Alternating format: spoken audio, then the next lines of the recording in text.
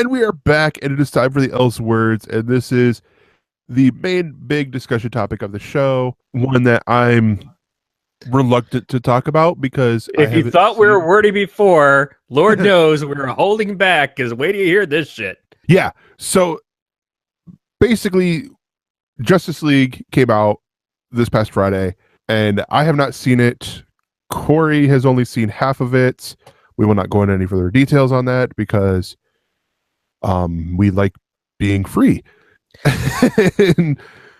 but that right there should be a quick point of we didn't see it. Did you? Because it seems as though maybe not many of you did. What's up with that? Yeah, so here's the thing.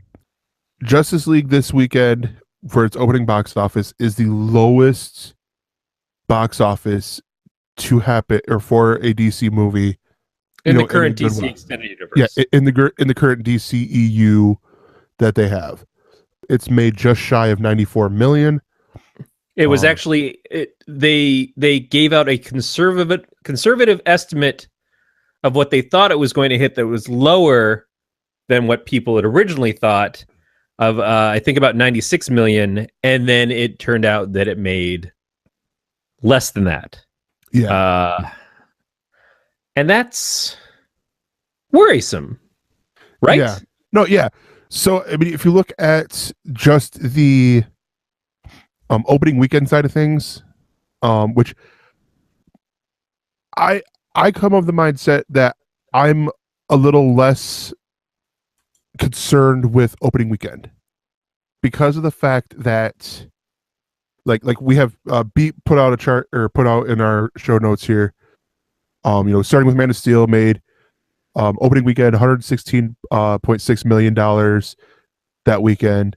For the domestic total, it did $291 million. Batman vs Superman, which is the highest one, did 166 and a domestic total of 330 million. Suicide Squad, which came out like a month after or something like that, did 133.6 opening, and then the domestic total was 325. Wonder Woman, which ended, barely broke the 100 million for opening weekend, did 103.2 mil, but it did the biggest growth of 420 or 412.5 million dollars for a domestic total. Right. I look at this, so it's sort of one of these things like initial fan reactions is one thing to look at with these movies, where it's like, yeah, that part is going down, but I'm still cautiously optimistic about these because of the fact that we're seeing from, since you can almost put it into two, well, hopefully, because we won't know until, a couple months from now when the domestic totals are finished. But you look at, there's, this nice little stays about here, like right around 300 mil for the first three movies. And then Wonder Woman comes out and it's like, well, it's going to go up and all that stuff. Well, so Wonder Woman is obviously showed that she had legs. But on top of that, Wonder Woman came out and had a different audience reaction. And part of that was the fact of what Wonder Woman is. She is the most well-known and popular female character in all of comics. Yep. I don't think I'm stepping on any other character's toes by saying that. As much as we could say Storm is up there, Black Widow having exposure in the films and everything, it could be up there. Supergirl, but Supergirl is not as popular as Wonder Woman, not as well known as Wonder Woman, because for the most part they just see, it's Superman as a girl. Wonder Woman is her own thing, and also Gal Gadot did a phenomenal job as the character. She was considered probably the high point of Batman v Superman by the people who did and didn't enjoy that movie. on top of that, Patty Jenkins made a very good film. And Wonder Woman's score on Rotten Tomatoes, which is not what you should base your enjoyment off of, but from both critics and fans, was very high. Now, critics, as far as Justice League, I think it's sitting at around maybe just under 40% right now. Fans are closer into the 85% range. Oh, apparently Beat says, yeah, JLA 40%, all critics 28%. I don't know what that was. But yeah, so 40% for Justice League. 40% of all critics liked it. 28% of the top critics liked it. Or it's getting 40% of from all critics, 28 from the top critics, and then but it is scoring 85 in the audience score. Right. So the people who have seen it, the fans, have enjoyed it. But you've got to keep in mind that those are fans who went to see it, meaning that they probably enjoyed Batman v Superman. They probably enjoyed Man of Steel. They maybe even somehow summed up the courage to enjoy Suicide Squad. I don't know. But this is, as much as you want to paint it as this is DC's version of the Avengers, it is also most realistically, the third in a trilogy of Zack Snyder's Superman film. It went Man of Steel, Batman v Superman, and then Justice League. And while, not to give too many spoilers away, Superman's not really much in this. It is a continuation of the story that he started, those other two films. So if you were a person who was already not enamored of those first two movies, or a lot of people I've seen like Man of Steel and didn't like Batman v Superman, which is just odd. I had major problems with both. What was going to bring you back to this? Other than the fact that it was a Justice League film, you were being promised a Justice League film, it was still a film starring characters portrayed by the same actors and under the direction, for the most part, of the same person who'd done those movies before. So if you already knew that that stuff wasn't your thing, what could this do to win you over? They made a really good trailer. The trailer seems to focus on a lot of the comedy aspects that people are assuming, and maybe rightfully so, that Joss Whedon brought to the movie when he did reshoots after Zack had to leave the film because of family issues, which we've discussed in episodes before. It still looked like the same movie to me. It looked like it was filmed in the same way, the effects used the same way. It was just as dark looking as what had previously existed. Steppenwolf as a villain, from what I've seen of the film, is a giant throwing punches guy that's all done with heavy effects like Doomsday was before. And like, frankly, the portion of Wonder Woman that I really didn't like, the ending with the Ares character in that, it seemed very similar. Seemed kind of similar to the giant thing that Enchantress conjures up in Suicide Squad to fight at the end. It seems to be that this is what they keep doing is, yeah, we need them all to fight something. Here's this giant creature type thing to all go up against. I'm really tired of that. I think as much as we've talked about the Marvel Universe has a villain's problem and has had a villain's problem for a long time that they've only solved with Loki and recently Hela. Yeah. DC's got it worse. In the four films they've had so far, they've got it worse. I think Zod is probably their best villain, and I'm not a big fan of that movie, but at least there were motivations to what he was doing. Well, and even then they went and bastardized him by making him this weird version of Doomsday. Right. Well, yeah, which has nothing to do with Zod. It was just they had to come up with some way to make it, and the whole thing of that was ridiculous anyways. I wanted this movie to be the turning point, you know, and to me, for my tastes, it is necessary for DC to have a turning point in these films. While Wonder Woman, some people could say it was a different director. It was a solo film for this character. and she frankly did well better on her own. And gets a different audience on her own. I think there are a lot of women who will go and see a Wonder Woman movie that aren't necessarily then lining up to go see Wonder Woman in a Justice League movie.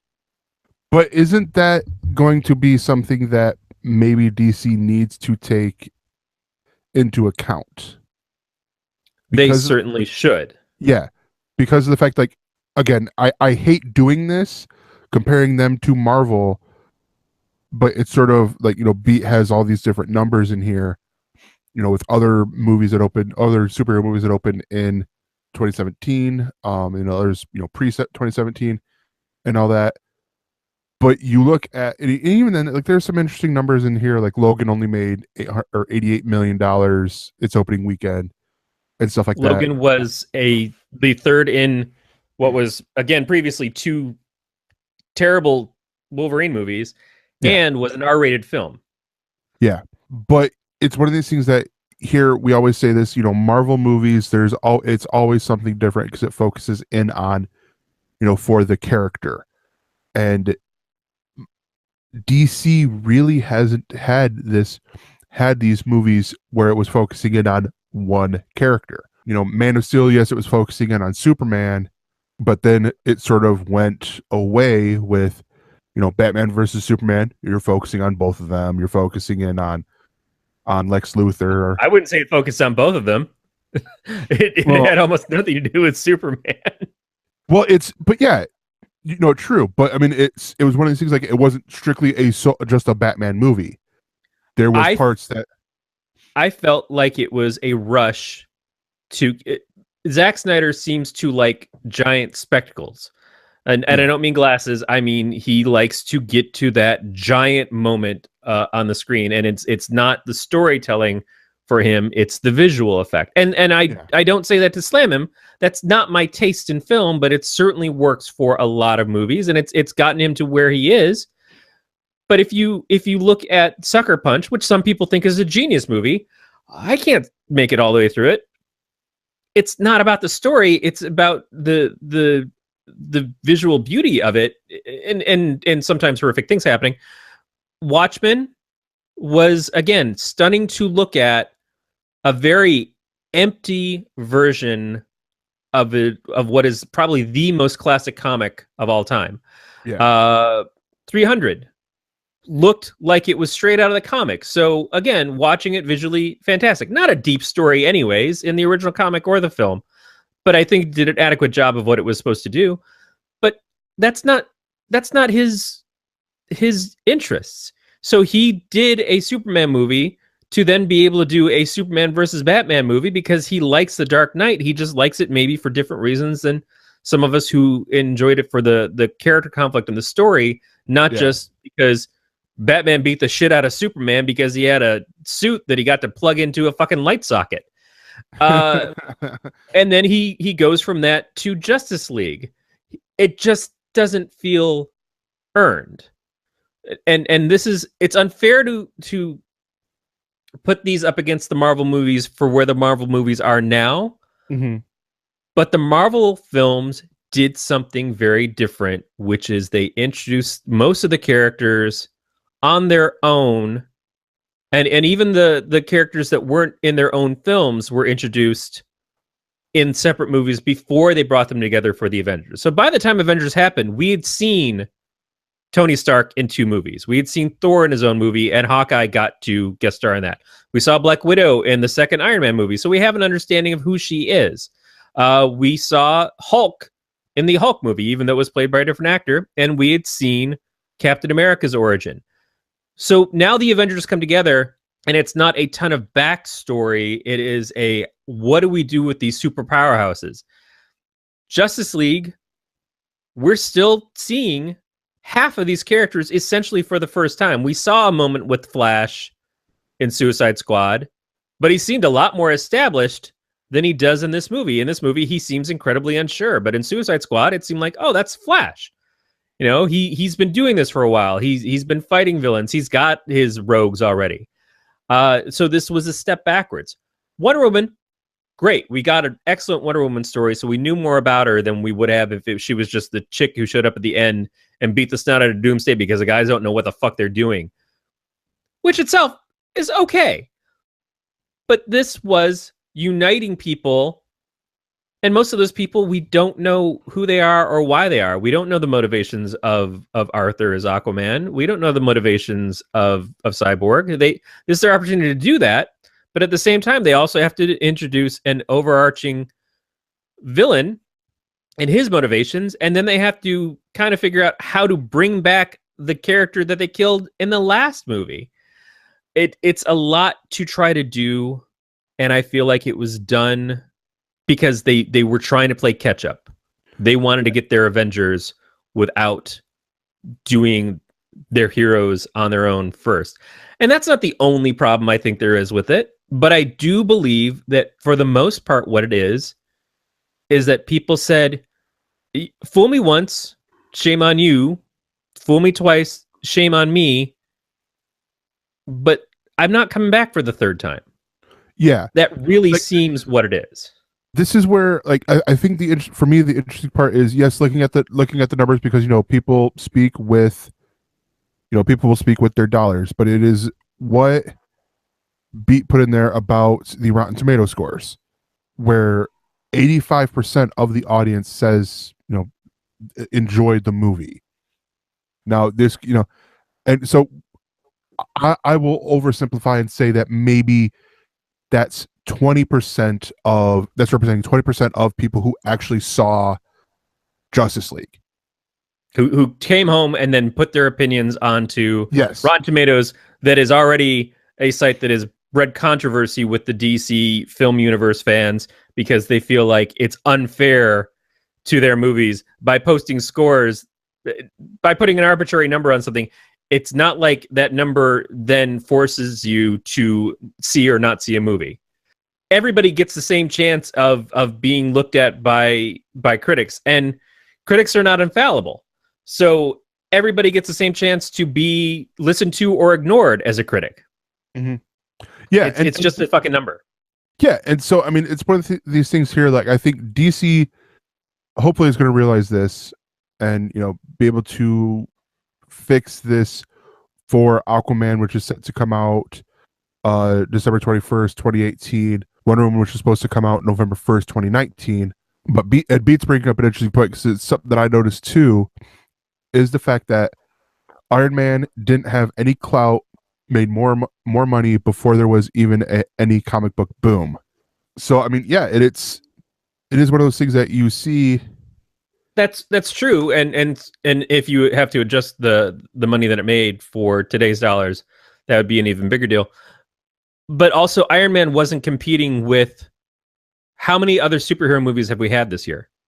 We're now in November, and most of our films, our big tentpole films for the year, are things that are at least somewhat similar in what they're starting from. Is Thor, Guardians of the Galaxy Volume 2, Spider-Man Homecoming, Logan.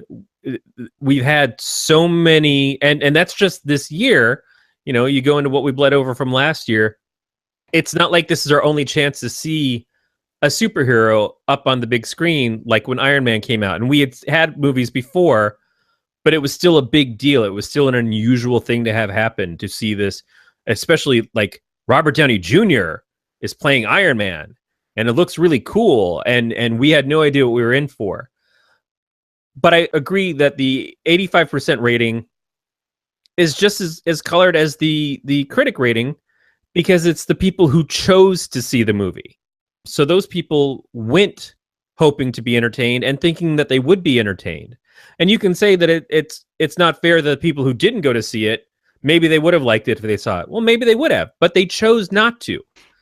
They had already decided that that's not going to be something for them. Now, maybe they didn't want to see it opening weekend, and that can be a case.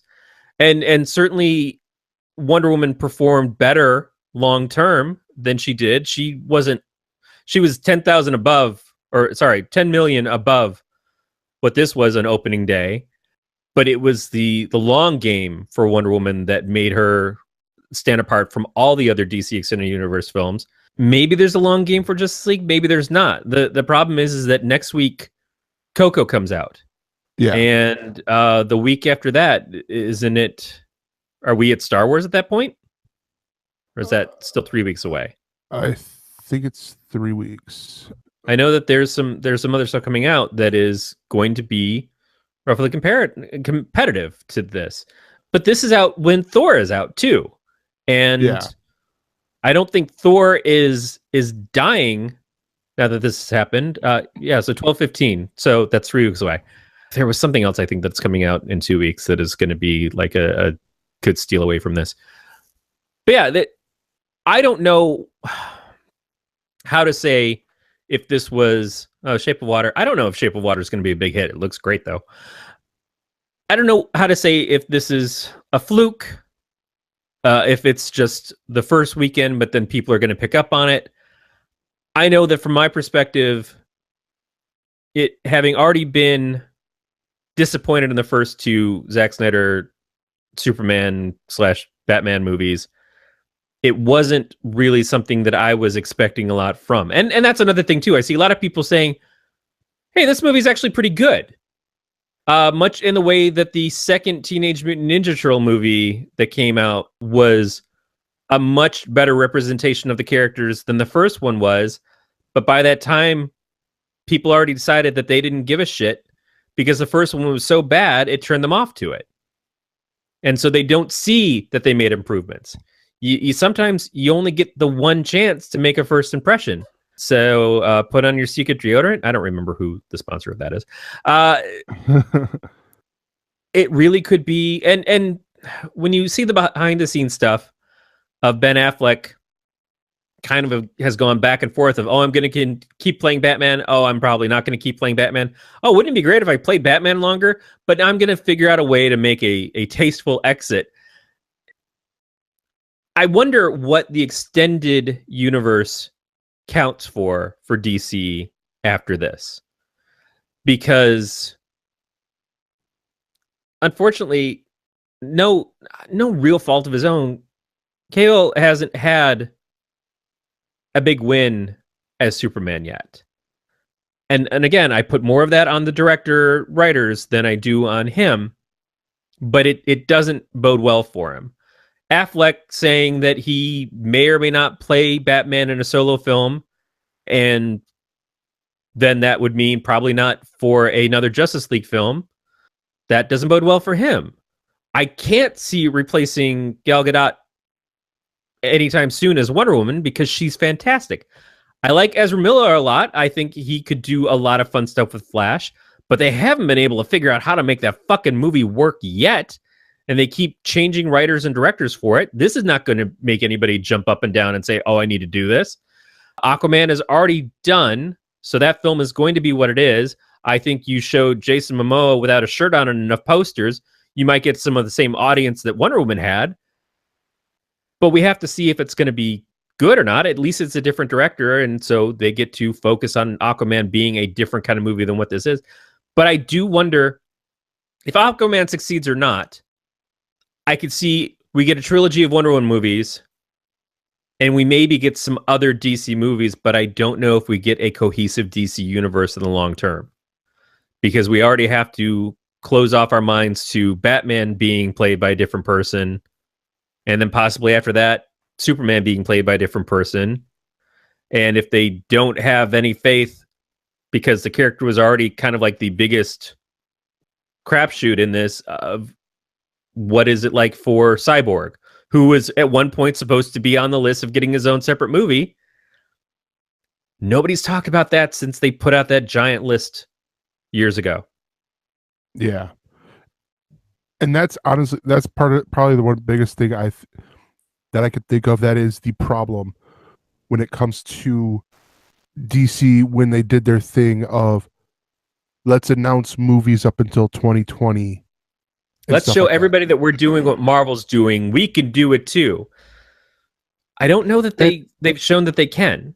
Yeah, and Beats mentioning the whole thing. I'm assuming he's joking, but Cavill didn't even care to shave his mustache. He contractually couldn't shave his mustache during the reshoots because of another of another movie where he needed the mustache But and all that. I'm gonna say when the movie opens up, there are flashback scenes that are obvious reshoots of Cavill as Superman, and it looks eerie how he's edited. He looks like the elves in Thor 2, the Dark Elves, where it's just so obviously computer generated and not well. Yeah. It's like watching a cutscene from the Injustice video game Okay. instead of looking at Henry Cavill up on screen as Superman, as we've seen him play twice before. It is rank in how bad it is and how much it cheapens that scene at the beginning of the movie. The start of the movie is basically saying, hey, you're going to have to suspend a lot of fucking disbelief in this film because whether or not you believe a man can fly, you're going to also wonder if he has a fucking upper lip. It's just so weird. Yeah. I don't know. I honestly, on the whole mustache thing, I'm of that mindset of whatever, because I mean, if because it's one of those things like, okay, it makes sense to me because I would much rather, as me, if I have a part where it's in one scene or in one movie, I have to be clean shaven, but I'm only doing reshoots on that, so I've done most of the stuff. I'm just little tweaks here and there, but I'm currently working on a film where I have to have a full mustache. I sweat a lot, so maybe he's just a heavy sweater too, to where the glue that they would have to put to paste on a mustache, it wouldn't work. Or you end up, like on Jimmy Fallon, where he's got the mustache over here dangling, and the shoots, they gotta go cut, reset the mustache, burp, and all that stuff, and then they go action. I always go back to Rosie O'Donnell telling the story in her stand-up of when she worked on Exit to Eden, which was a movie about a bunch of people at basically a bondage camp. And she's in it, and she had lost a lot of weight because she's walking around in a leather bustier for most of the movie. And then she said, okay, fine. And she does the film and everything. Dan Aykroyd's in there. And then they call her back for reshoots later on because they want to funny it up. They want to add some scenes, and it's going to feature her and Dan Aykroyd more. And she's like, but you don't understand. I lost weight to be in this movie, and now I'm back to my normal weight. It's going to look weird. And they're like, no, it's fine. No one's going to notice. She's like, watch the fucking movie. Because I walk into the door 140 pounds, I come out the door 180 pounds, I walk back into the door 140 pounds again. It's absolutely true. And it's in no way horrible, but it is noticeable. And you feel like that's a little hole-in-the-wall comedy movie based off of an Anne Rice book, actually. This is the fucking Justice League. Yeah. And so if you can't get the quality and the commitment of the actors, and I know it's not Cavill's fault, but if you can't make this shit fucking happen the right way, and if you start your movie with that much of a blatant fuck up, you've completely demeaned everything else you're trying to put on the screen after that. The only thing I'm going to say about the only other thing I'm going to say about this is, and again, I'm just some asshole talking out of his ass here. Maybe he was contractually, he had to grow the mustache out. Like the director or the producers, they wanted a natural looking thing here. Oh, yes, yeah, no, I'm not putting that on him at all. I'm just saying that's the problem, though. No, this is more directed at someone who is not talking right now, but is chatting up a storm in our chats, because he's saying all these things about, yeah, CGI is so much cheaper, sure, and all this stuff. And I'm saying, hey, it's not his fault. I don't think it's his fault. I think he was contractually, whether it be the producers, the studio executives, the director, whoever wants his character needs a mustache. So mustache. Yeah. I just remember for a long period of time in the 90s, Superman had a fucking mullet. And then to disguise himself as Clark Kent, he not only put on the glasses, but he put his hair up in a ponytail. And it's like, all right, look, I've been buying into the glasses, not glasses thing my entire fucking life. But Superman grows out his hair at the same time as Clark Kent grows out his hair. And now it's like the way that he disguises himself is a fucking scrunchie. No, bullshit. So if we've got a Superman with a mullet to go back on, and not to mention Superman red and blue, I could handle a Superman with a fucking Freddie Mercury stash. I think that would have been just fine. Just fucking let it go. I was dead and my fucking mustache grew out. I haven't had a chance to fucking shave it yet, you assholes. It takes heat vision and hair. That's how I shave every fucking day. You can't fucking do this with a Bic. Dollar Shave Club, not going to work on this fucking stash. It's from Krypton. For more on this Galactic Network podcast, go to gncast.com. That's GNCASTS.com.